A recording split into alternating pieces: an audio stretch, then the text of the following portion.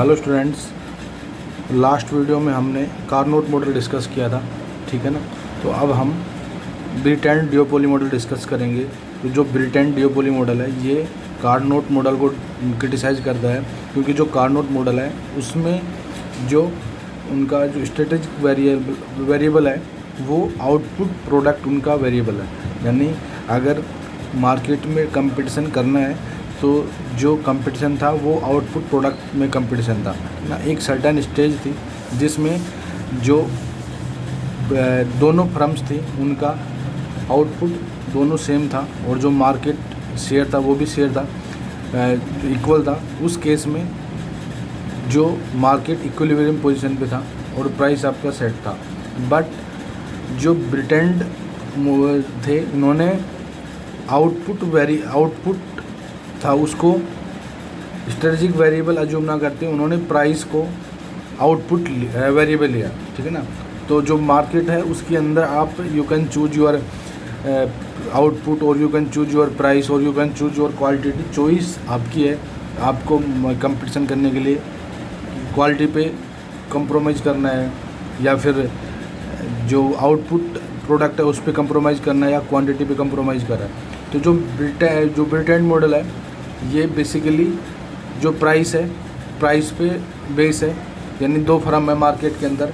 Last time हमने discuss किया था, अजम्पशन लिया था, वो अजम्पशन लेते हैं यहाँ पर। अजम्पशंस क्या क्या है?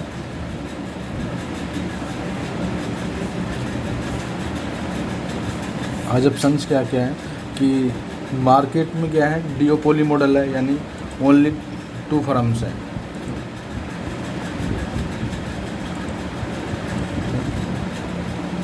We take to firm,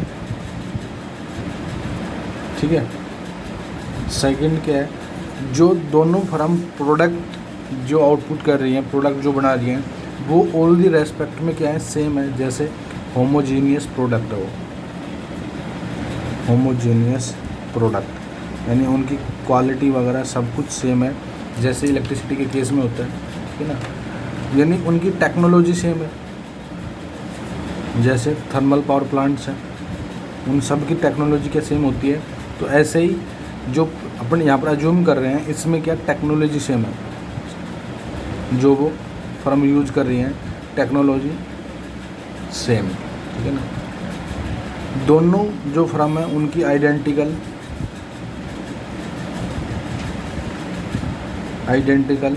cost है, मार्जिनल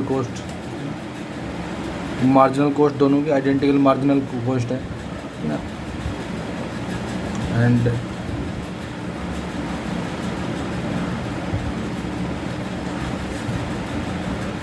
और क्या आपका अज्यूम कर रहे हैं, जो प्रोडक्शन है वो अनलिमिटेड प्रोडक्शन है।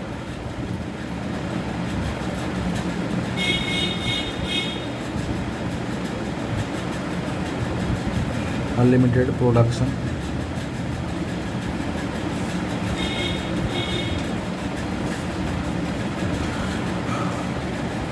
देन आपका अजम्पशन है जो दोनों फर्म है वो साइमल्टेनियसली प्राइस को सेट कर रही हैं to maximise their product, maximise their output product profit, ठीक है ना। सेट प्राइस साइमल्टेनियसली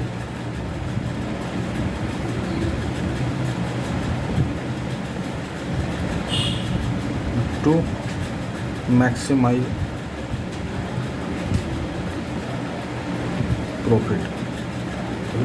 प्रॉफिट को मैक्सिमाइज करने के लिए दोनों फर्म्स हैं वो साइमल्टेनियसली प्रॉफिट को मैक्सिमाइज करने के लिए दोनों प्राइस को सेट कर रही है। यानी एक फर्म यदि प्राइस को सेट करती है दूसरी फर्म प्राइस को सेट करती है, ठीक है ना। तो एक्चुअली क्या है, ये प्राइस वार है, ठीक है ना। एक्चुअली क्या है, ये प्राइस वार है, ठीक है ना। तो जो यहाँ पर मार्केट के अंदर डिमांड होगी वो क्या होगी, क्यू डिमांड है। Let's assume that Q is the market demand,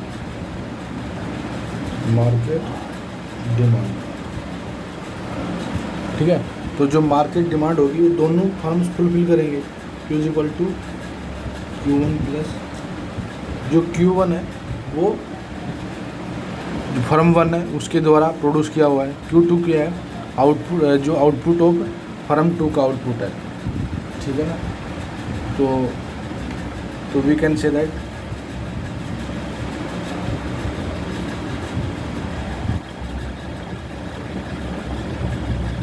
Q1 is equal to P1 P2, ठीक है ना। कैसे लिख सकते हैं इनको, P1 divide by P2 if P1 is equal to P2, ठीक है ना। यानी प्राइस दोनों का सेम है, तो जो डिमांड है वो दोनों शेयर करेंगे, ठीक है ना। क्योंकि यहाँ पर क्या है, प्राइस वार है। यानी जैसे सपोज जो फर्म वन है, इन्होंने कोई प्राइस डिसाइड किया 50, है ना। तो जो मार्केट के अंदर है ये इसका रिएक्शन करेगी। तो जो फर्म 2 है वो क्या कर रही है, मार्केट के अंदर प्राइस को कम कर रही है, ना कि जो उसका आउटपुट है उसको कम कर रही है।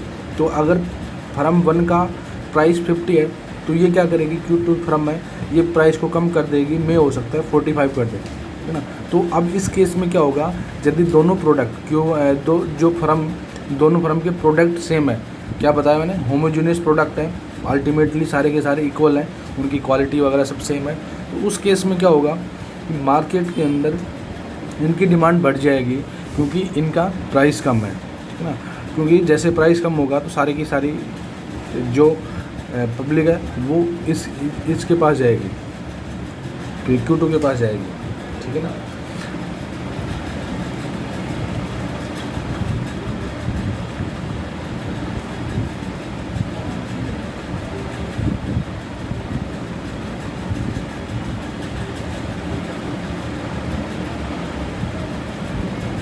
ठीक है ना। ये क्या बोल रहे हैं कि जो मार्केट की डिमांड है वो जो फर्म Q1 फुलफिल करेगी if price P1 less than P2। यदि जो फर्म Q2 है उसका प्राइस ग्रेटर देन P1 है, यानी P1 से बड़ा है, जैसे इसका प्राइस ज़्यादा है, इस केस में जो मार्केट की सारी डिमांड ये Q1 फुलफिल करेगी, क्योंकि इसका प्राइस कम है। तो उस केस में सारी की सारी डिमांड किसके पास फुलफिल होगी, Q1 के पास फुलफिल होगी, है ना। 0 if P1 greater than P2, ठीक है ना। ये सिंपल लॉजिक है। देखो सिंपल लॉजिक कैसे है कि मार्केट के अंदर 2 फर्म है ना, से A फर्म है और से B फर्म है। जैसे मैं एग्जांपल इलेक्ट्रिसिटी के केस में लेता हूँ, IPP1 एंड IPP2, ठीक है ना। तो दोनों ये कंपनियां हैं, A कंपनी है, B कंपनी है, ये पावर प्रोड्यूस कर रही है, ठीक है ना।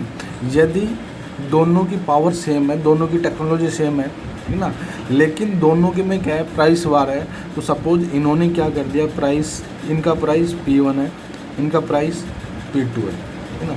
अगर इन दोनों का प्राइस इक्वल है उस केस में डिमांड ये दोनों फुलफिल करेंगे, A प्लस B मिलके दोनों डिमांड फुलफिल करेंगी। बट अगर देखो सेकंड केस क्या है, P1 ग्रेटर देन P2, है ना। तो अगर इसका प्राइस से 10 रुपये पर यूनिट है, ठीक है ना, 10 रुपये पर यूनिट है, इसका प्राइस 8 रुपये पर यूनिट है ना। तो इस केस में सारे के सारे कस्टमर इसके पास आ जाएंगे और पूरी की पूरी डिमांड मार्केट की वो कौन फुलफिल करेगा, ये IPP2 फुलफिल करेगा। थर्ड केस क्या है कि जो P1 है लेस देन P2, ठीक है ना। इस केस में देखो, इस केस में सपोज इसका रिवर्स है, यहाँ पर डिमांड, यहाँ पर प्राइस क्या है 8 रुपये पर यूनिट, यहाँ पर क्या है 10 रुपये पर यूनिट, क्योंकि प्रोडक्ट क्या आपका होमोजेनियस प्रोडक्ट है।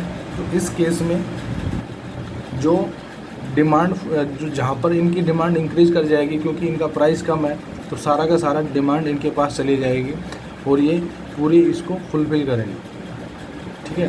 तो यहाँ पर क्या आएगी, जो मार्केट की डिमांड है उसका Q/2 यानी हाफ शेयर करेंगे, ठीक है ना। यदि इसका इस केस में प्राइस इसका ज़्यादा है, यहाँ पर डिमांड क्या आएगी 0, ठीक है ना। और यहाँ पर सारी की सारी Q फुलफिल करेगा, ये Q2 फुलफिल करेगा, ठीक है ना। देन थर्ड केस में क्या है कि यहाँ पर इसका प्राइस कम है, इसका ज़्यादा है। इस केस में जो IPP1 है, ठीक है ना, यहाँ पर जीरो डिमांड रहेगी और यहाँ पर Q ये फुलफिल करेगा। फर्स्ट केस में Q/2, ठीक है ना। तो इस तरीके से प्राइस वार रहता रहेगा इनके बीच में। और ये प्राइस कब तक कम कर सकते हैं, जब तक इनकी मार्जिनल कॉस्ट इसके इक्वलेंट ना हो जाए, यानी इनकी जो एवरेज कॉस्ट है, price is equal to marginal cost is equal to average cost, ये इक्वल ना हो जाए, तब तक ये प्राइस आपका कम होता रहेगा।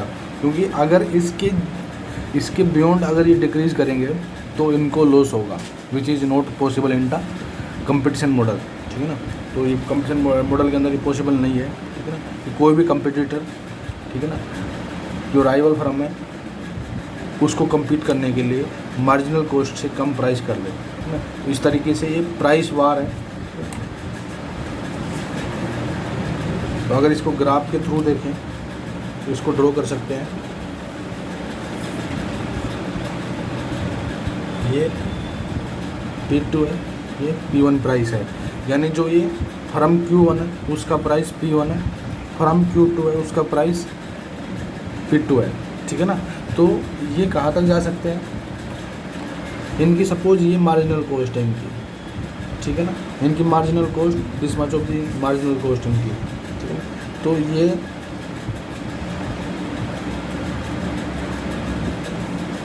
ये इनकी क्या है, मार्जिनल कॉस्ट है, ठीक है ना, MC2। इसके ऊपर इनकी मार्जिनल कॉस्ट इंक्रीज हो रही है। यहाँ पर क्या है, इनकी मोनोपोली कॉस्ट है, मार्केट के अंदर ओनली Q2 फर्म है, तो यहाँ पर इनकी क्या है, मोनोपोली प्राइस है ना।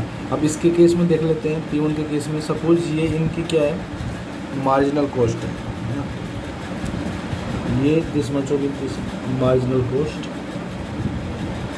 ठीक है ना। तो जो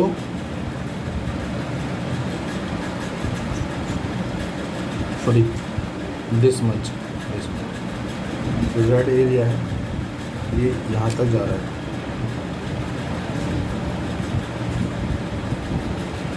ठीक है, क्योंकि ये प्राइस, ये इनका प्राइस है, जो Q2 फर्म उसका प्राइस है और ये Q1 का प्राइस है ना। तो ये कहाँ तक जा सकता है, ये इनका मोनोपोली कॉस्ट है। इसके बाद यानी जब मार्केट के अंदर ओनली ये फर्म है, ठीक है, इस तरीके से, ठीक है। ये इनके जो Q1 फर्म है, ये उसका प्राइस है, तो इनका ये मार्जिनल कॉस्ट है, ठीक है ना, ये इंक्रीज हो रही है। Then this will go to the this much, ठीक है ना। तो ये इनकी मोनोपोली कॉस्ट है, P1 मैक्स, ठीक है ना। और ये क्या है, P2 मैक्स, ये इनकी मैक्सिमम कॉस्ट है, ठीक है। ये P2 की मैक्सिमम कॉस्ट है and this much is the Q1 maximum cost, ठीक है। Thank you.